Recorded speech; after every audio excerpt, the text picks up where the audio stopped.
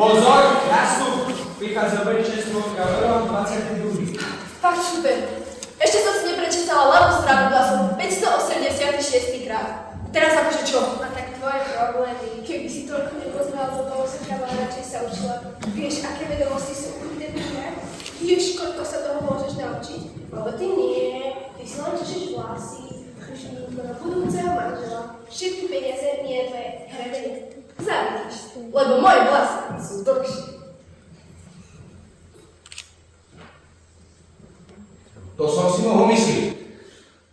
Moje kráľovské deti sú už tu. Oríza, moja žena sa zase niekde dára. Otecko, vidíš tú hviezdičku na oblohe? Ale slnečko moje, ja tam nič nevidím. No ale pozrieme sa, či náhodou neurobili v kuchyni tvoje obľúbené medové hviezdičky.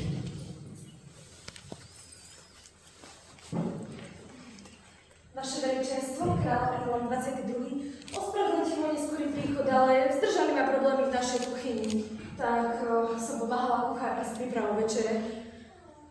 To nemyslíš vážne? To odkedy si už aj kuchárka? To my tu nemáme slúbov. Myslíš, že by si v kuchyni bez teba neporadili? Ale ty nie, tu držíš každej hlúposti. Musíš stále pomáhať. Všetko ti vadí.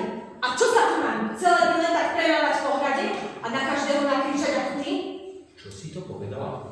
Ja še kričím! Drahý otecko kráľ, vôbec. Keď si tam štuple do uši, aj to nepočujem. Ty drzania. To majú po tebe. Odvrávať, neposlúchať, po hrade pobehovať. Že som ja vôbec niečo hovorila. Už som radšej ticho. Toho dosť. Bude tu ticho. Idem dať radšej deti spať. Mamička, počkaj. Vidíš tú hviezdičku na oblohe? Kde je slnečko? Nič nevidím. Ukážeš mi ju zísť.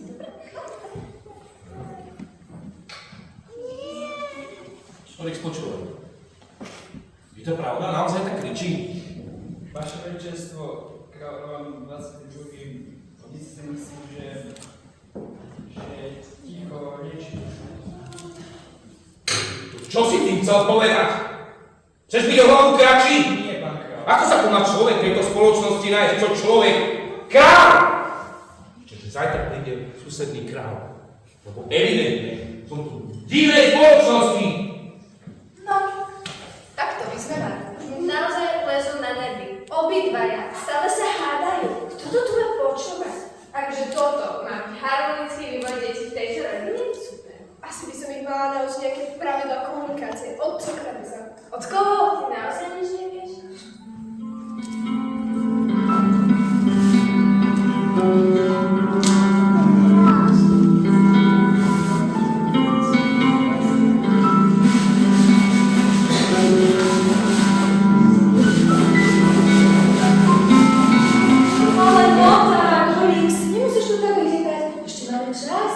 Baltazár.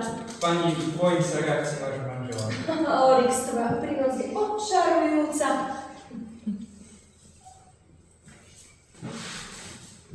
No a ešte, že to bude celkom upratané. Olix, čo stojíš? Vyď za kroku! Ty zas tam čo robíš? Večne musíš niečo robiť. To si nemôžeš takú iba tak u mne sadnúť. A nie je to náhodou tým, že ti na mne vadí úplne všetko? Aj to, keď tu som, aj to, keď tu nie som. Keby ťa tak počula tvoja matka. Ja by si povedala, dobre, muž môj, urobím ti povoli, sadnem si ku tebe, ale ty nie. Ty ma budeš väčšie znervozňovať. Ako povieš, kráľ môj, ako cítiš, tak sa tvár. Ja som tvoj kráľ a ty ma budeš poslúchať. Poslúcham ťa už 15 rokov a myslím si, že už by ale stačilo. Vaše veličenstvo Gavrón 22. Prichádza náš čas do susednej zeme. Konečne. Baltazár. Konečne. Baltazár, priateľ môj, vítaj u nás. No, žena, poďme, privedí ti. Čo ťa sem k nám privádza? Porozprávaj. Drahý priateľ, v poslednom čase moji mudrci rozprávajú o zvláštnych proroctvách. A ja hľadám odpovedia ďalších múdrych ľudí, ktorí by vedeli viac. Prišiel som sa s tebou poradiť, či nemáš vedomosti o zjaveniach, ktoré by mali tomu predchádzať. Zjavenie? Pátra, pozri, moje dcery. Moje kurátenko Karla. Ona má najkrajšie vlasy v celom kráľovstve. Ať prestaň. Ja? Dám. Tam je tak krásne recitované. No, dajte mi. Ja sladké túžby po kráse. Spievam pekné novačný a v tomto duši mojej ohlasy svet môj je celý zavretý. No. A tu? Halna. Tam ma vždycky vie vytočiť. Presne ako je matka. Niekto tu musíme robiť. Pohniček z cesty. To ste mi nemohli povedať skôr? Dobrý deň, okrát Baltazar. Videli ste už hviezdičku na lohe? Hviezdičku? Ukáž mi. Čože? Ako je to možné? Veď v tomto období na nebi nemá byť taká jasná hviezda. Videla si už aj predtým? Áno, už je tam týždeň. Počuj, Baltazar, mne už moja dcera hovorila o tej hviezde. Myslíš, že je to dôležité? Ale áno, drahý priateľ. Ty nepoznáš proroctvo o novom kráľovi? Ospravedlň ma, ale musím sa rýchlo vrátiť do svojho kráľovstva a poradiť sa so svojimi mudrcami. No teda, tak ťa vyprevadím.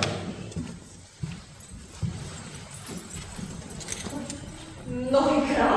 Áno, matka, jasná hviezda na nebi označuje miesto, kde bude nový kráľ Izraela.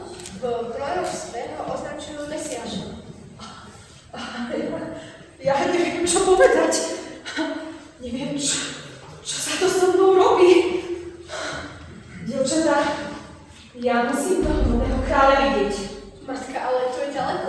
Naozaj? Chceš ísť preč a sama? Otec by zoril od rána do večera. A na čo by si tam išla? Dlhé cesty, neprospievaj v lete. A vlasy? To vám nehovoríme tak tvoje problémy.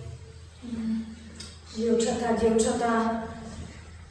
A čo keby ste išli so mnou? Čo? Si sa zbláznila? Aspoň by som videla nový svet. Mohla by som študovať z nových kníh. Spoznala by som iné kultúry, iných ľudí. Ale potrebujete niekoho, kto by vám obidvom povedal, čo vám preskakuje. Ale idem s vami. Karolu zviažeme, ostej zapiame a naložíme. Dievčatá!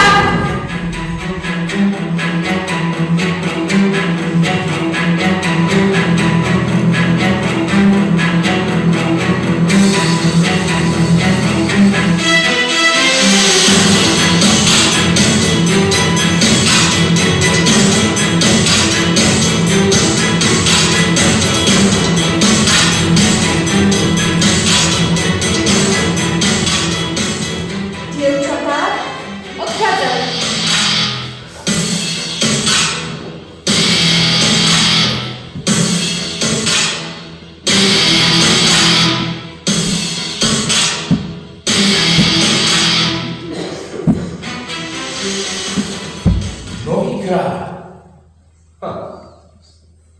Musím sa popýtať aj ja tých mojich mudrlantov. Žena! Žena! Žena! Pánka, vaša žena... No, stoj si! Vaša žena... Som už počul. Okamžite to vysiel, lebo budeš oveľa kratší. Vaša žena odišla. Čo? A kde? Hľada toho nového kráľa. Čo? To nie je možné. Oris! Okamžite ju pôjdeš hľadať. Nie som si istý. Čo si to povedal? To je rozkaz. O to ťa poďme.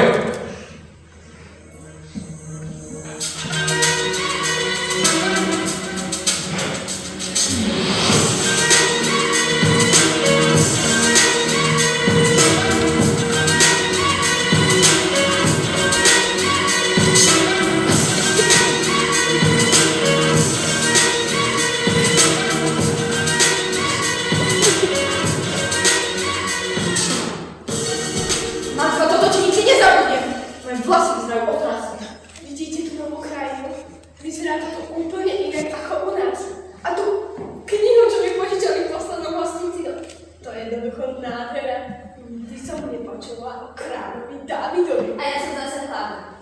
Počujte, nezastavíme sa, veď on čo vás už nie je. Karna, pretáme tvoj hrebeň a zrkadlo. Ty nemyslíš vážne?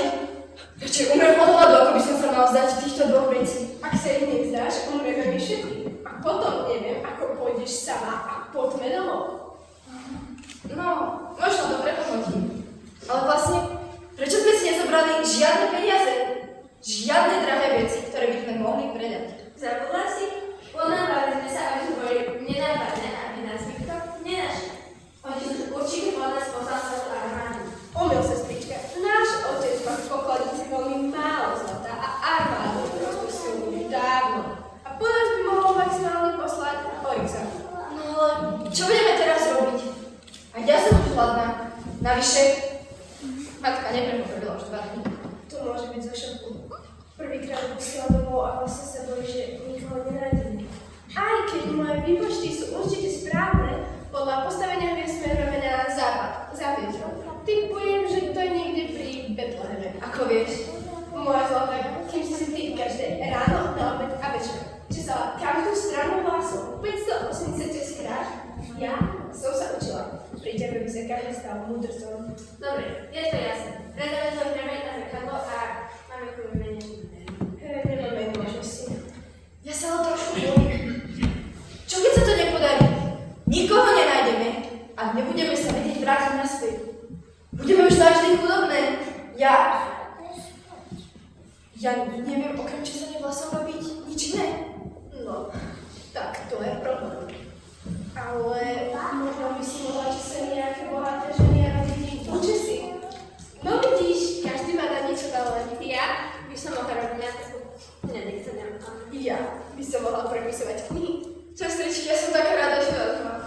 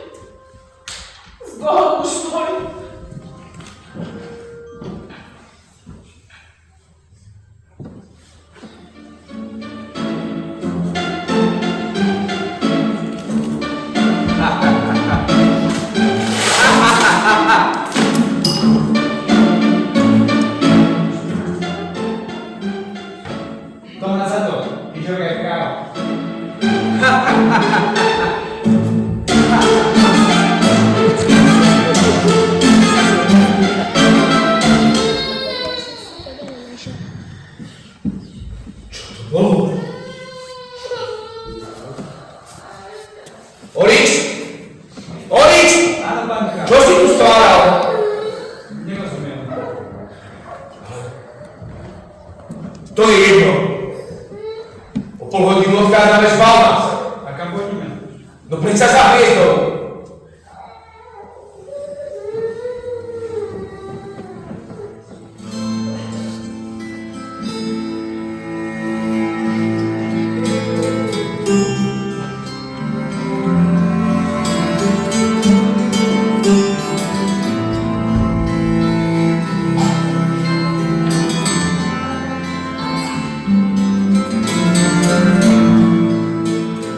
Ja to už nezvládam. Už sme 2 dni nejedli. Matka stále nerozpráva. Som špinavá, unavená. A táto cesta akoby nemala konca. Keď už sa mi zdá, že sme pri tej hviezde, tak ako keby poskočila ďalej. Táto cesta nemá žiaden zmysel. Ak mám byť úprimná, aj mne sa zdá, že sme si to poriadne nepremysleli. 4 ženy a to si nikam to nezdáva. Ak sa nám niečo stane, nikto sa to nikdy v našom kráľovstve nedozvie. Veď sme prešli už stovky kilometrov. A navyše mám pocit, že už ma ani moje výpočty nepočúvajú. A to sme sa stratili. Nemáme zmysel prehovoru. To už nemáme aj komu odvrácať. To vie, čo robí náš otec kráľ? Či si vôbec že môže niesť pri tom? Proste, aj na to napadlo. Nikomu nechybáme. Som už taká unavená a špinavá, že zaspím už aj strapatá. Čo je také strašné? Káže za to mi celé stane.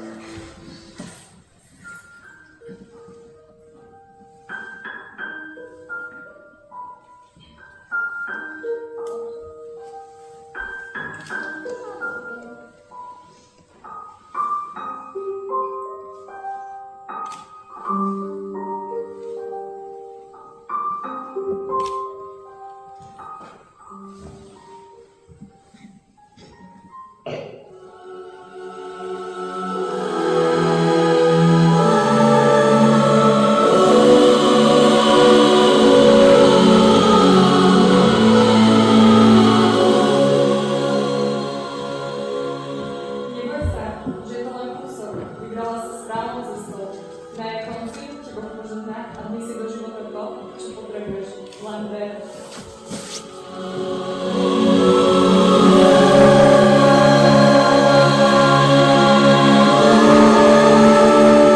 Ako?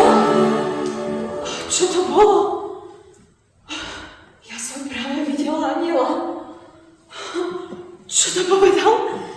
Že sa nemám bať? Že je to už iba kúsok? A ja som mala strach, že som sa zle rozhodla. Že som mala radšej zostať doma. Veď je vôbec možné dostať požehnanie, keď žena odíde od muža. Ale čo to povedal? Nemám sa báť. Nemám sa báť. Céry moje, vstávajte. Vstávajte, no tak. Poďte hore, vstávajte. Vstávajte. No tak, zobudte sa.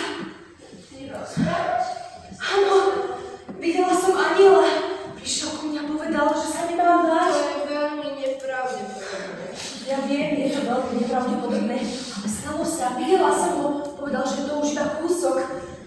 Keby ste vedeli, ako mi strach zviera hrdlo. To sme si všimli. Aj sme sa báli, že ti nepreskočilo z toho stresu. Áno, tak dcera moja, slušne sa vyjadruj. No dobre, ale čo ti ten aniel vlastne povedal? Že je to už iba kúsok, že sa nemám báť a že na tejto ceste mi požehnám. Takže ti požehnám, deti. Ale kde, dcerenka, čo vás nemám dosť? Neviem, ako to myslel, ale verím mu.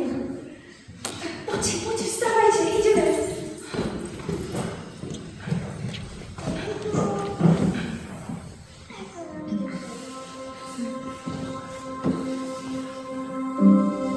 A boli v tom istom kraji pastieri, ktorí nocovali na poli a strážili svoje stáda v noci. A hra aniel pánov zastal pri nich a sláva pánova ich osvietila a veľmi sa báli. Aniel povedal, nebojte sa, lebo hľa zvestujem vám veľkú radosť, ktorá bude pre všetok ľud. Lebo narodil sa vám dnes Spasiteľ, ktorý je Kristus Pán v meste Dávidovom.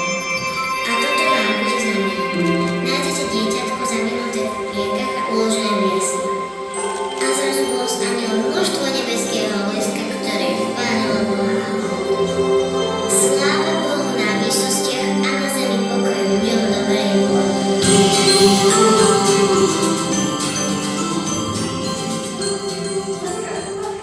pozri, tam to máš to, svietí hviezda. My sme sa nestratili, my sme sa našli. Tak teda nevedeli sme. Nesleduješ naši teda. Sme bedli. Výborne, Karla, tuším, že sa niečo naučila. Bože, ďakujem ti. Žena, deti, my sme vás našli. Boli by sme tu bývali skôr, keby Orix šiel podľa značiek. Žena, ja som sa čakal znova. Deti moji, je mi tak smutno. Nikto ma nerozčuluje, nikto mi už neodvráva. Otecko hneď môžeme začať. Aj som vlastne. Ja tiež. Môžeme začať všetci spolu od znova.